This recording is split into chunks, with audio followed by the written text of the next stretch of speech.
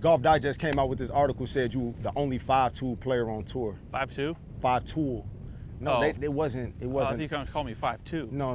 Dang, Dude. dude. You're a very respectable height, Xander. Okay. You know what I mean? I'll say that to you. That's all right. You know what I mean? My dad said all men are over 6 feet, so I guess I'm just stuck not being one. I didn't know he was pushing that type of toxicity on me. I'm glad that you got rid of him. You didn't know that? You sure? Welcome back to Range Talk. New season. We're going to call it Elite Range Talk. I'm your host who struggles with his approach, Roger Steele, and today we have a very, very major guest. And notice how I put two varies before major. That's because he went from zero to a couple majors real quick. Yeah. Big Drake fan. Probably one of the smoothest moves in the game and hardest to spell last names. I mean, really, what is it? Is it 2 F's and 2 L's? Is it 1 F, 2 L's, 2 F's, 2? I'm talking about none other than the Xander Schauffele. And today we talk about everything from winning to process, to kicking people out your life, to pump fake waggles. Everything you will want to ask a multiple major winner that lets you waste 30 or 40 minutes of his time.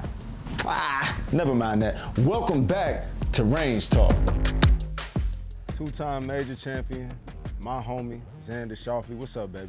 What's going on, Raj? Let's give me a handshake real quick. I don't know if I officially dapped you up since you became who you are today, but I knew you were always him. It took a little bit of time. We were worried about you. A few of us were worried, were you worried about me? A little bit. Just your mental well-being, because I knew that you were capable of so much more and it just wasn't materializing. No hearts of fire? Like hearts of fire, desire. The hearts of fire! Thank you, there you go. Okay.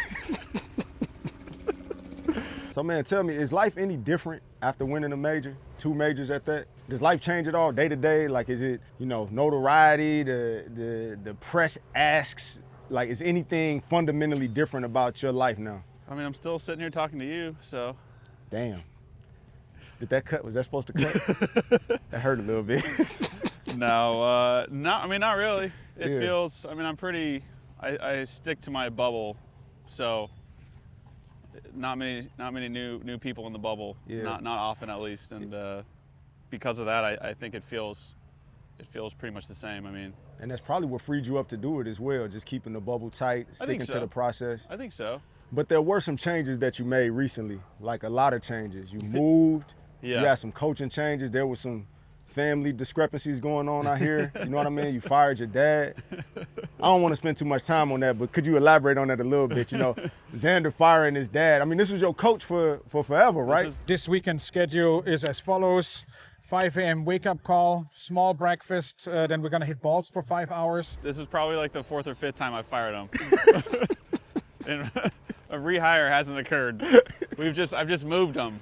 He took up a bigger portion of the bubble, and now I've kind of shifted him to. But still in the bubble. Yeah, of course he's my dad. Yeah. He's always going to be in the bubble. But he's just in the dad bubble though. No, he's in the main bubble. Okay. Yeah. Okay. As much as I try and kick him out, he just bounces off the wall, comes right back into the middle. That sounds like him. Yeah, that's right. But tell me, what went into, you allowing another coach to come in, put some eyes on it, you deciding to relocate? Was this something that was bubbling up and like, man, it's time for a change? Was there like some triggering event for all of that or what? It was a combination of, I guess, culmination of a lot of things. I grew up on the West Coast, so moving to, and then I made that short hop east to Nevada. And very similar, a little bit drier, more of a desert. San Diego's a desert climate just with the ocean right next to it. Right. So Nevada, similar grasses, and I figured if I'm really trying to learn and get even better, I got to be on this stuff right here, which is stuff that I never grew up on and stuff that we play on a lot. We play a lot of big events off Bermuda, so that was a reason for the move. Going to Chris was pretty easy. Chris Como. Yeah. I've known him for, one of my buddies seeked out his help in 11 years ago maybe. So it was like the first time I actually talked to him. Well, I wasn't working with him, but I saw what he was coaching my buddy and how he was helping him and knew of him. Chris was the first name that sort of came up when my dad and I, for the longest time, my dad was just hoping he can coach me to the end of time. Yeah. But we knew, we were surprised we made it this far. My dad would be the first one to admit that. And so Chris was, the first name in the hat that he pulled out, and I think it was one of the only names. And he said, if I'm going to hand it over to anyone, it'd probably be him. So knowing Chris for, over 10 years, it feels like, or over 10 years, and having my dad's support there. You know, Chris is in Dallas and West Palm here, kind of half and half. So it was a really sort of relatively smooth transition. You know, my wife helped the move. She's a military kid, so like you said, that bubble, everyone in that bubble helped me a lot. And, you know, I'm just grateful for it. Man, it took you from good to elite, bro. I mean, there was a lot of really, really good changes that you made. Was that intentional? It was very intentional. I just want Callaway to, you know, shout out to y'all for giving me the little layup on the market in there. But no, I'm saying, but I mean, to go to elite that quickly, that was very impressive, and just how fast it all happened. On the work with Como, what were some of the changes fundamentally that he made to your game or to your thought processes that allowed you to see some of the success that you had this year? I mean, a lot of people have talked about the distance gain. So adding the speed was crazy, bro. Adding into the bubble was a new trainer. He lives down here. The speed was nuts. David Sundberg's helped me a ton too. So he was another person that I tagged in. And it was in a good spot. You know, it was. I mean, nothing like you. Obviously. No, it was just like me, bro. I was like someone for my size. You know what I mean? It was just a couple shades of difference. I was watching the TV, like, man, was that me on that? Did I somehow get on TV and hit that? I mean, but seriously, like I see you touching 190 ball speed in tournaments, over 180 with the 3-wood, bro. I was like, whoa, what is this? Yeah, just I think a little bit cleaning up the club mechanic, you know, the shape of the club or path at least. What was, and then give me a little bit of detail on that. What kind of path changes? Yeah, so Chris, when we first started working, he wanted to look at all the swings I had, just everything. And then if I could remember from, you know, us golfers, we remember everything kind of. So I was sitting there sending him clips from 2017, 18, all the way up to 2023 when we started working in November. So. And then I was giving him details of how I hit in that event. I'm sitting there thinking, dang, I actually remember from 2018 how I hit it, you know, in Dubai, or how I hit it, you know, in China or wherever it was. So it's funny how that kind of works. But he just wanted to see sort of patterns of how I was hitting it, well, good, bad, where the club was, how it was moving, the shape of it. And from 17, 18, the club was sitting a lot more on plane at the top.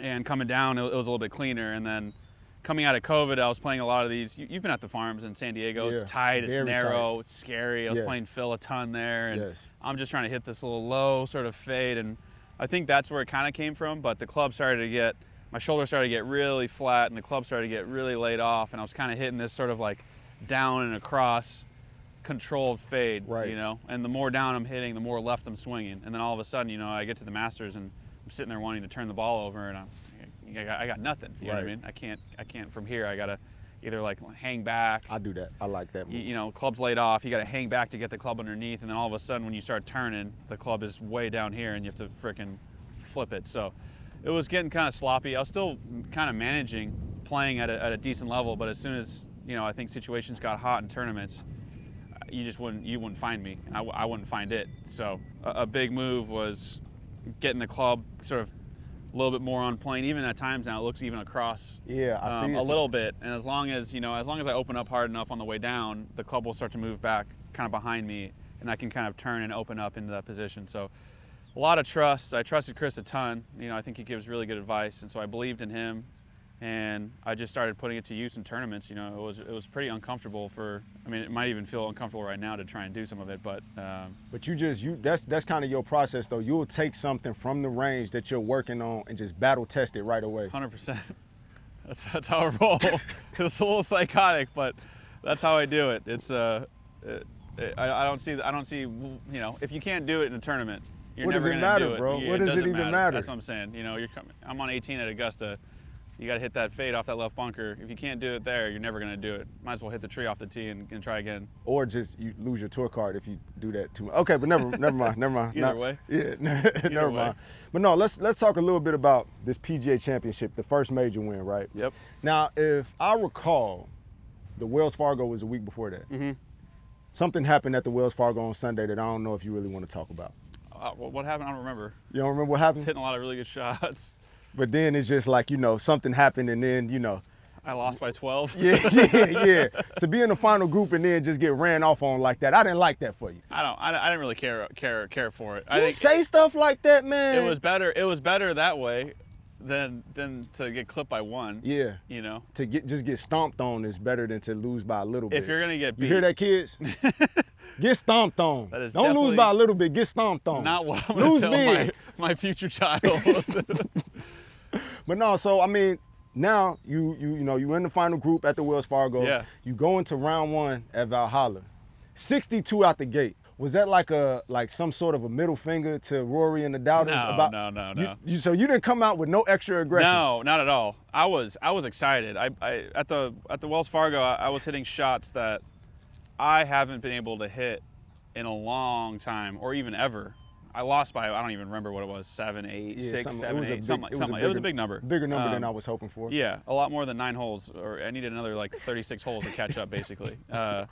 And he played great. I mean, he birdied like 5 holes in a row, and I made 2 bogeys. You just got stagnant a little bit at the end, and Yeah, so, but throughout the stretch, I remember on 10, I was in the left bunker, and the pin was middle left, and I hit a 4-iron out of the left bunker to like 16 feet.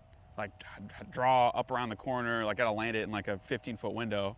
I hit it and I'm like, dang, you know what I mean? So like those are the kind of, and then next hole I'm hitting the fairway, like a high draw off the tee. Next hole I'm hitting like a low fade in the fairway. I'm like, I got control of the golf ball. I'm freaking hitting this golf ball nice right now, you know what I mean? Maybe I wasn't chipping it clean, maybe I wasn't putting it clean, but I was excited. So I got steamrolled, and I remember telling Austin for the last 3 or 4 holes, I was like, let's not, next week is so important. Let's not lose track. Like I'm not mailing anything in. Like I need to keep working on what I'm working on. These shots still matter. I mean, I was clear of 3rd, but I was just trying to tell myself this is really important still. Yeah. Don't feel discouraged at all. So I got done. I got waxed. Rory wins, and I'm going into Valhalla, and everyone's telling me there's only one course on tour that's like it, and it's Wells Fargo. Yep. And I'm sitting there like it's been a long time. I don't know if I've ever hit my golf ball this good. So now, I'm clear as a whistle. I'm like, I need to get some rest, clear my mind. It's all good. You know what I mean? I'm still working on stuff. Just wait till everything clicks for me. And then, Thursday comes along and everything kind of clicked, came out hot and never really let up. And then, so 62, I think you had like, some upper 60s the next 2 days. Mm-hmm. But after you have a low Thursday, do you tell yourself to like chill a little bit, or do you kind of just keep the pedal to the metal and it's just business as usual? I mean, you always hope to have a low Thursday when everyone else is having a high Thursday. Exactly. But on tour, it just doesn't seem to happen that often. Everyone's so dang good. It doesn't seem to happen. I knew as soon as a 62 is on the board early, there's going to be another one or a lower one. Shane almost beat it on Saturday. Yep. So as soon as blood's in the water, guys are coming. Everyone on tour is a shark, and they're going to come and they're going to sniff it and they're going to try and get it. And I think a couple guys shot 62 or 63. So exactly. It wasn't that the course was, it was gettable. If you're playing good golf, it was gettable. Yeah. And so I was in the lead at LA Country Club. I shot 10 under the first round with Rick, and then I basically lawn chaired my way into the finish. Just didn't do anything. So I was aware that I had to be patient. I'm playing really good golf, and sort of let the rounds come to me. Don't try and push it too much. I was out there at Valhalla, and I saw you, and something I always wanted to ask you about. Sunday, and this might have been every round before you teed off, the range was right next to the first tee. Mm-hmm. And I'm so used to seeing tour pros go, driving range, chipping green, putting first tee. Yeah. Before your tee time on Sunday, you were literally ripping drivers right up until they called your name to come to. You can ask Austin. I'm the worst. If part of Austin's job is to make sure he drags me. He'll just leave. Half the time I have my driver and he'll just start walking away. And I'll ask him. He goes, "You got one more," and I'll hit 3. You know what I mean? I'm just like every other range rat. But I go putt, then I chip, then I hit. That's what you do every time? Every time. You do it backwards? You've been doing this your whole career? I mean, since I've been on tour at least. What? Or since I've had structure at least. Yeah. I've gone putting green, chipping green, hitting, and I usually come out with like an hour-ish. Sometimes it's 45 minutes, sometimes it's an hour and 10, plus or minus 15 minutes off an hour. What's the logic there? Why backwards? I don't know. That's just how I do it. Because when I don't want to hit and then my next shot be 45 minutes after I've hit a last golf ball. I'd rather putt, chip, hit, and then if I have time, I can go back and hit a couple putts if I'd like. But for the most part, I feel like I got good feel. So, there was nothing that you were working on there. It was just that's just what you do, and it just so happened that proximity-wise, the tee was. I was worried. I thought that you were stressed about something and it wasn't flying right. Because I'm I'm always stressed about something. But I'll hit. Kaiser always gives me crap. I mean, I'll get to the range with like 12 minutes to warm up 14 minutes to warm up. If he was here, he'd be like 8 minutes, but you know, it's like 12 to 14 minutes I probably average. By the time I get to driver, he's like, we got to go. I've hit one driver, and we're going to a golf course that's like 8,000 yards. But you know, I'm warmed up. I feel good, so you know, I sneak a couple more in. But I'm not sitting there hitting more than 7 drivers typically before I go out. It's not something I do. Yeah. Bogey-free 65. Was that just? Is that what it was? Yeah, bogey-free 65. It's nice. You did that in the PGA Championship and in the Open. Bogey-free 65s to finish out both of those. Did you feel any of the pressure of people breathing down your back? Namely, Bryson. Bryson was bringing the heat behind you, bro, or in front of you rather. I mean, Victor was as well. Victor, I mean, yeah. it was it was a wild Sunday. You know, I've been in the situation, not the specific one that I was in or the exact one, but I've been close, and I've had times where I wanted to look at the board, where I was nervous to look at the board, where I've looked at the board and it affected me, where I didn't want to look at the board because I didn't want it to affect me. So. Where are you at now? This time at the PGA, I said, screw it. I need to own everything that I'm doing. Like this is my, I need to own it. You know, all the feelings, everything that comes with it. You know, I think that's what being a major champion's all about. You have to be able to embrace everything. The circumstances as they change. Yeah, real and time. it's very rewarding too when you do it that way. You know, Yeah. you could kind of keep your blinders on and then try and go win, and then you know you win by 4, and then you're like, oh, how did I get here? You know what I mean? But because I knew where I was, it was extremely rewarding at the end. And every time I looked up, you know, a leaderboard would be like every 2 or 3 holes. So I would have like a one shot lead. Then I'd get to, you know, I got to 11 and I saw Hovland was like 2 ahead of me. And I was like, what? What? So, and then Bryson was just there all the time. And then, you know, you hear it's like a classic setup. You hear the roars everywhere. I know, man. So it was a really entertaining, exciting. Is that what a divot looks like? Just. That's what a good golf dang, shot look is. at the big man. He has some touch. I'm just saying. I just wanted to slip that in there while you was talking So that's about nice. majors. So, yeah, Bryson was there. I definitely didn't want to go in a playoff with him, especially going down 18. That putt looked like that putt on 18. Stress. Yeah, stress. You Yeah. backed off of it actually. It was about Did I? 6-7 feet. Yeah. Did I back off of it? I remember you. No, like, I don't think so. I remember just going quicker in. I remember not really taking too much time because I was like, screw this. Like I'm gonna second guess. Maybe I stepped off of it and then got back in, but yeah, you're probably right. I think it looked a little indecisive, and then it maybe I went in did. a little indecisively as well. It's It like did- the it sure putt didn't did. really know which way it wanted to break. Yeah, I didn't. I saw both ways. But but to that point, that was a big golf course, and I thought that you drove the ball exceptionally well, and that Yep. put you in a lot of good positions to score. Are there things that you think that we can take away from what you're doing with the driver right now, and other people can incorporate into their games? I don't know. I'm not sure. I mean, Like any type of revelations that you've had with the big stick, that's just kind of like, man, this is. I mean, you've always been a pretty good driver of the ball.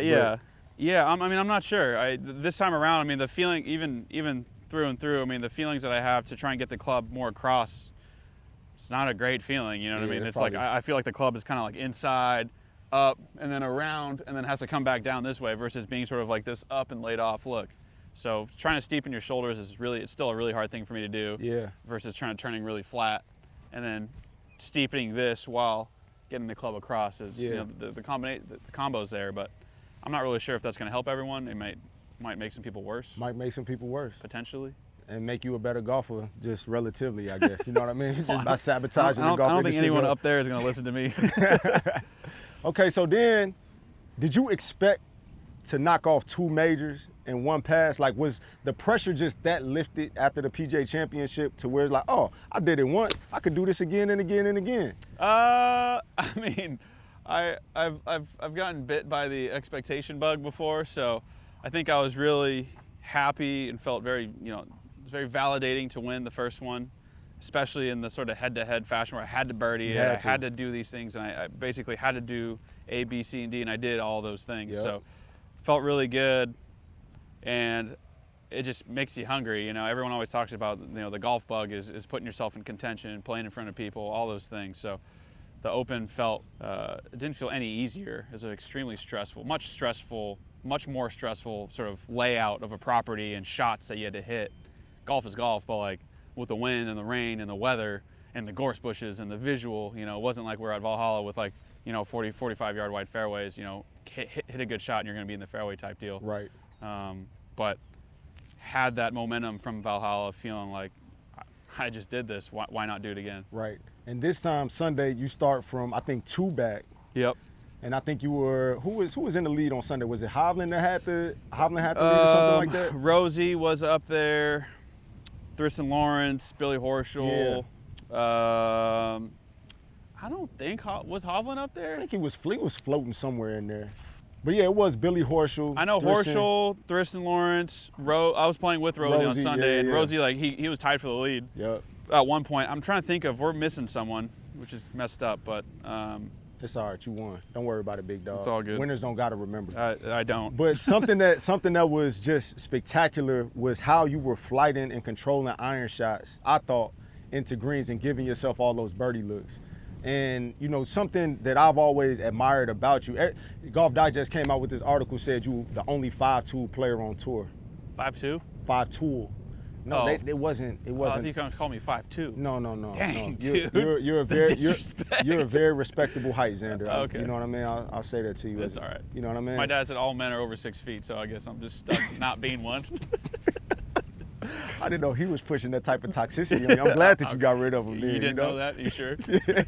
But so what is it about the way that you move that allows you to hit irons that pure and that kind of controlled? I feel like I've always been comfortable bringing the flight down. Like, this is a good example of playing into, I mean, growing up in San Diego, this is more wind than we've ever had, I think. That's what I'm saying. Like, how does somebody from San Diego learn the tools of somebody that grew up in Ireland or something? Like, I'm like, bro, what the? Yeah. I mean, I love playing over there. Yeah. It's fun. The fescue, the ball on the ground, the ball rolling, the greens being slower, chipping being kind of a little bit weirder.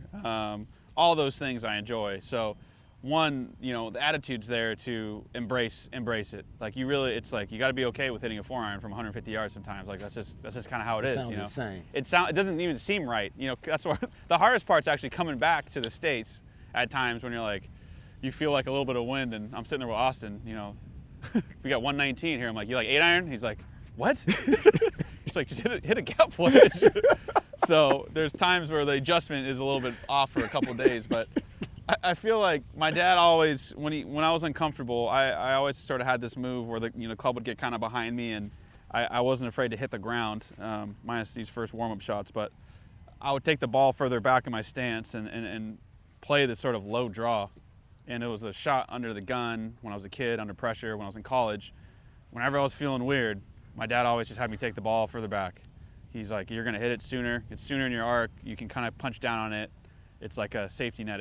Maybe it's not the best way to score, but it's the best way to kind of keep it in front of you and to kind of know how it's gonna come out. That's crazy. From the back of your stance, you're not gonna hit this sort of high spinny push out shot unless you really bail on it. You know, if you kind of stay on top of it and put the club down on it, you're gonna hit this sort of maybe steep, but sort of kind of flighted, more of a draw or a straight shot. And so I think just from a young age, it was something that I was always comfortable with. You learned it out of fear. It's good that, you know, despite a lot of people do learn things out of fear. Yeah. It's good that despite firing your dad, you're still able to give him his proper credit in these moments, man. I give him a ton of credit. Just not to his face, but let me see you hit some of those, man. Yeah, so I mean, I just take the ball further back. Something like that. This is a good shot for just people to just have in general. A back of the stance, kind of punchy, steep, fearful. A little bit. I mean, the trick is to make sure you still turn because it's so far back and so soon in your arc. It's easy to want to hit it even lower, and then people kind of lunge and then throw the head on it. Yeah. And then you're going to kind of get this ball out to the right or hosel or something. So for me, my cue is always, even though it's really far back in my stance, making sure I'm still pivoting and turning correctly, allowing the club to sort of passively go through. And then you can even abbreviate your follow through. Like, that was a miss hit, but you can tell it's kind of coming out really boring and really flat. So because the greens are slower, you know, you're landing on fescue greens. It's not like you're landing on stimp 14 right, and you're into the wind. Even if you hit a shot like that, it's still going to kind of bounce and stop and not do anything crazy. Right. There's, you know, that's the cool thing about over there. There aren't these crazy false runoffs. You know what I Right. mean? It might roll in a bunker or just off the green, but you're still gonna be able to play from there. Right. Something that I've always admired I admire a lot of things about you, but something I've always admired about you is just your swing is probably one of the only swings on tour that I could just watch on repeat and actually feel like I'm incorporating things to take out to the course. I saw a waggle. I gotta ask you, since you brought it up, Xander, why the hell do I do that waggle thing? I don't know. I mean, why the hell do anybody do it? Because I consider you the originator of it at this point, man. But like, what are we doing? What are we supposed to be feeling when we do this little pump fake? There's a little pump fake. There's way more. When I was a kid, it used to get people. People used to walk in my swing, and then I would have to. Yeah, I'm like, ref. It's But normally people don't stick with it that long. If they try for a little bit, they kind of move away from it or whatever. Yeah, it's some people are using it to really feel where the club is in position. Some people are really using it to see where the club face is in position. You can do both. Yeah. I often don't even look. Like, I'm just sitting here, and it's sort of routine to me to I'm like looking at my target. I'm getting comfortable. I'm sitting here re-gripping my club, and it'll be sort of, I'll take the club somewhere just casually back. And it's sort of like a rhythm thing to me. I mean, it keeps everything kind of like less tense, you know, my forearms, my hands. I'm just trying to relax and feel like the club's here, and then I'm good to go. It's more of a relaxing mechanism. You know how I process it? It's like, you know how player B is really that guy? I almost think about it as like, this is already hit. Yeah, this is me getting my bad takeaway out the way. Okay. And now it's player B time to step up and shine. See? It was like, I thought that's how deep you kind of got with it, but I mean, you could steal that if you want. No, I mean, you could take it. We could cut it out. You can have it. No, my dad, he taught me just wherever it goes, it goes. You just gotta accept it. So I've already accepted the bad shot even before I hit it. That's the difference. You're hoping for a good one, scared to accept the bad one. Anyways, moving on. Another thing that I wanted to ask you about, bro, is this is getting a little technical. This is just swing advice for me at this point. Okay. Your transition is so beautiful, dog. Like, it's like the tempo is not rushed. It seems like so relaxed. I want you to envision me as like your son, your child. I'm your, 30-something-year-old black newborn child, and I'm trying to learn how to play golf. Explain to me how to transition my golf swing the way that his dad does. Like, make this make sense, bro. It's just like, you get up here, it's the way that you wait. What are you feeling up there? If you came out of me, what's mama look like? Is she like 6'5" or what's going on? Hey, you got a wild taste. Black goddess over here? Yeah. She ended up with me somehow? Yeah. Got it. You pretty much, Okay, so you're my child here. Okay, so explain to me. Daddy, can you show me how to transition a club like you, Daddy? Expensive food bill, folks. Look at this man. I remember growing up, my dad was very leg driven. He played, he's an Olympic athlete, ain't he? Decathlete. So his concept was always like discus or javelin, and he'd always try and relate the sort of power transfer to golf. He tried, and I was just soaking everything in. I'm trying to understand it, and so that was kind of the idea behind why my swing is the way it is. It's just the engine is downstairs. Yep. He's like, you don't sit here and you're never gonna, if I'm shot put in, you're not gonna sit here and punch this thing out. You're gonna sit, there's a reason they spin and turn, and you can see their bodies contort and stretch and rip, and then the result is that the arm can go late. Same thing with the javelin. He'd sit there and show me what they would do, and they're sitting there stepping, they plant their lead foot, and then their lower body's ripping as hard, and this thing's sort of back. And so if you think about it with a club, this club is here, and as hard as you turn, you kind of, different plane obviously, but the concept's there. When you're throwing something, anything, it all starts from downstairs. And so I think that's sort of why, the transition's smooth, because as a kid, my dad would sit there and hold my club at the top and be like, okay, let's feel, like open up, like turn, like use your legs, turn into it. So my dad would sit there and just, I'm like an 8-year-old, 9-year-old kid, and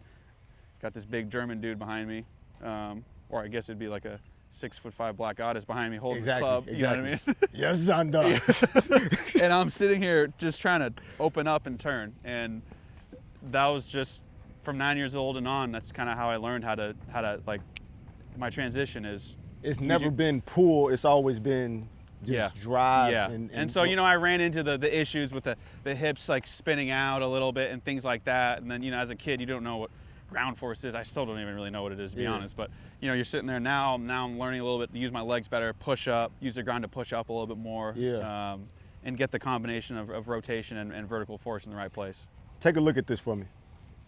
Do I have to? Yes, you do have to. Okay. Matter of fact, come over here and just so you Okay. can get a full picture of what's going on. This is tough. Xander, you know, I believe that a man is not truly successful until he could create success in other men. You know what I'm saying? So I believe that you should be able to at least. There's a chance I'm never going to be successful then. What do you see when you look at this? It's a nice waggle. That should have been the waggle.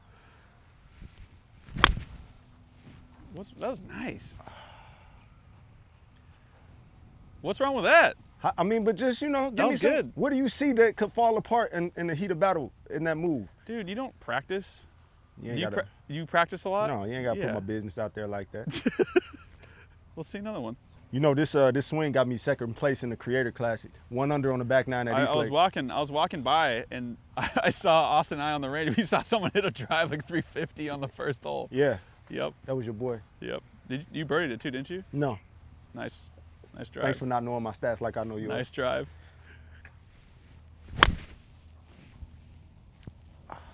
I mean, you hit a nice. I didn't know you hit a little fade. Yeah. I'm telling you, I was trying to model my game after you for a very long time, man. That's nice. So, I mean, what's standing in the way of me getting Corn Ferry status? well, we gotta see how the putter and chipper works, don't we? Nah, whatever. No. Hey, Xander, tell me, man, as far as goals go, what's next for you?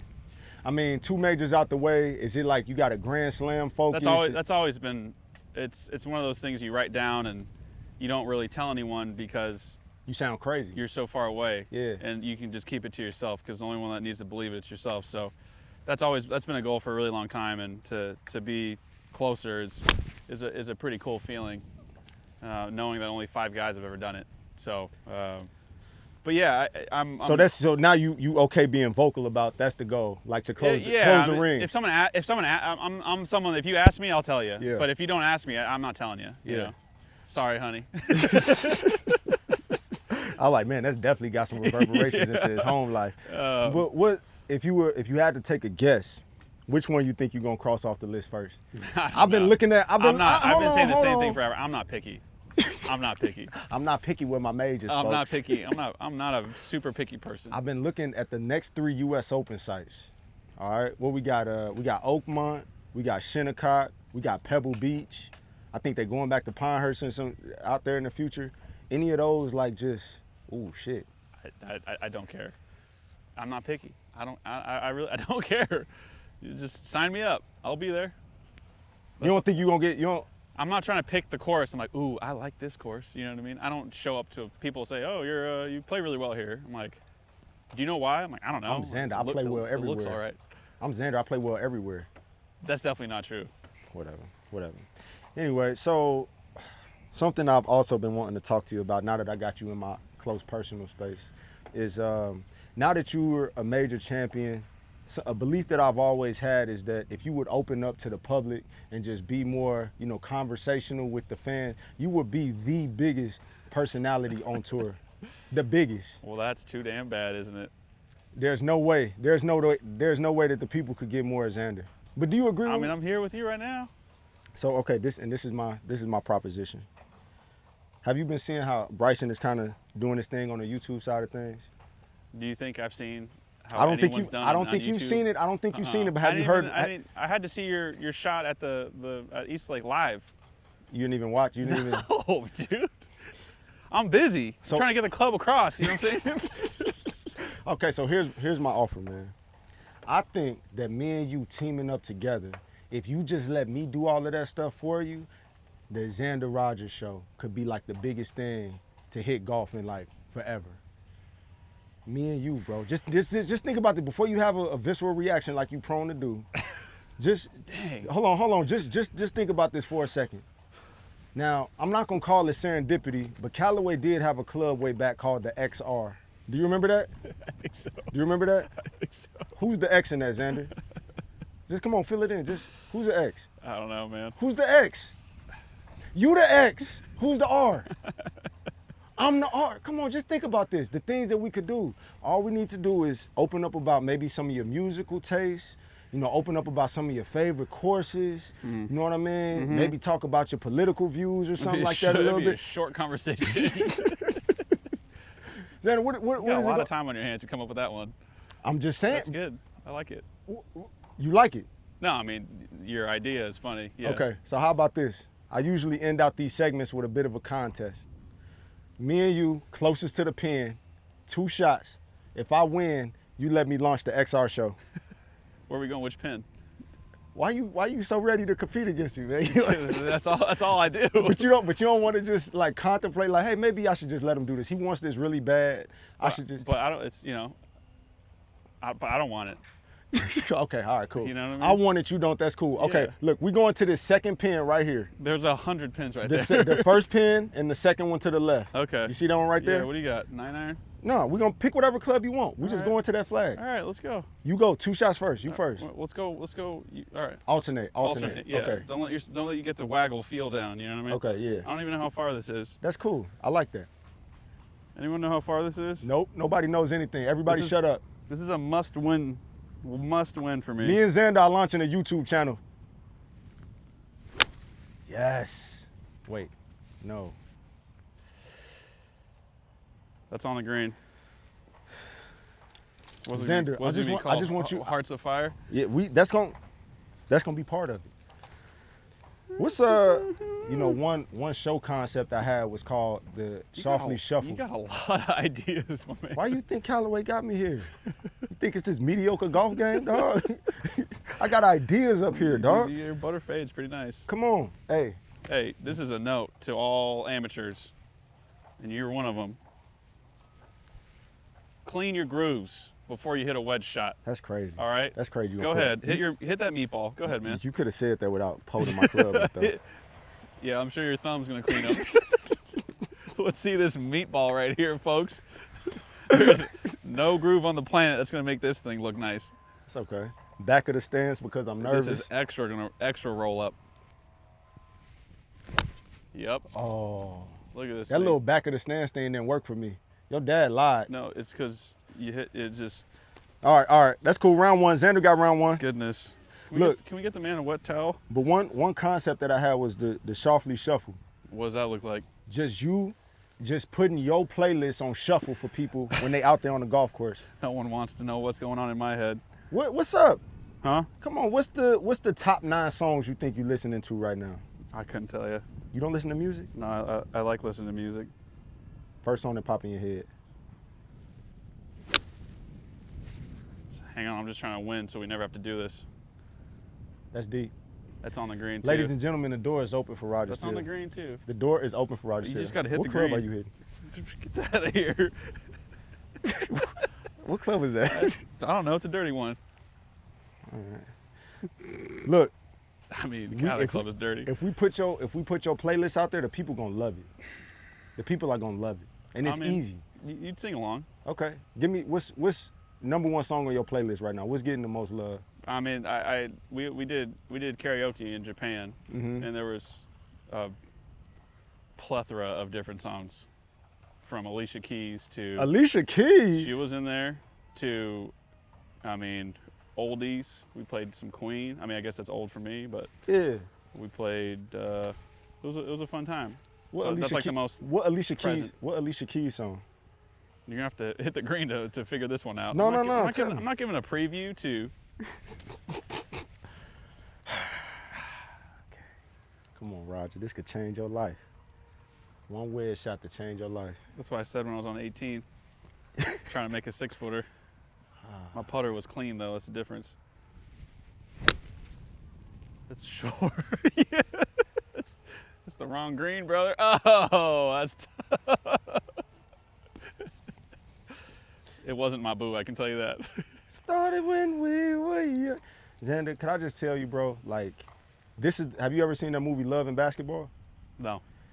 It's a part at the end of that movie where, even though you beat me here, there's a chance for your heart to do the right thing and just do what's best for us as a collective. You're going to be great forever. You're going to be elite forever. Shout out to Callaway. But this is a chance to make you immortal. Me and you, together, united, telling stories about golf and winning and politics. I mean, I got to do the winning. I can't have a YouTube channel and win at the same time. It's hard to do. But that's what I'm there. You remember that bubble you was talking about at the beginning? You're trying to come in with a big ass needle and pop my bubble. Xander, thank you for the time, man. We'll talk about the rest of this off camera. Okay, all That's right. cool. Off camera's That's good. cool. Yeah, All right. that's I appreciate you. I appreciate we can do that. I guess that means no Xander and Roger escapades on social media no time in the near future, which is sad because I really think the XR got legs. I guess I'm gonna have to harass him via text. Y'all thought that was gonna stop me? If I quit every time I heard the word no, you think I'll be where I am now? Taking advantage of Callaway marketing budget and production resources? Come on, man, that little half-hearted no can't stop me. But what did I learn today? I learned you do need to be thoughtful about changes to the process, but don't be afraid of them. And also, don't be afraid to battle test those changes when it matters most. And also, don't be afraid to look at the leaderboard when you're in contention if you wanna win like a boss. And keep your dad at a distance. No, I'm just playing, sort of. Kind of serious though, but I'm playing, but not really. No, I'm serious though, and that don't just apply to your dad, that apply to all of your family members. You gotta keep them at a place where they can only help you and not hurt you. I don't care if you knew me since I was 6 pounds, I still need my 6 feet. You know what I mean? Hey, but big shout out to Xander for taking the time, and until next time. But if you see Xander out in the wild, do me a favor, scream XR really loud, and I think that he'll know what you mean. This has been Range Talk.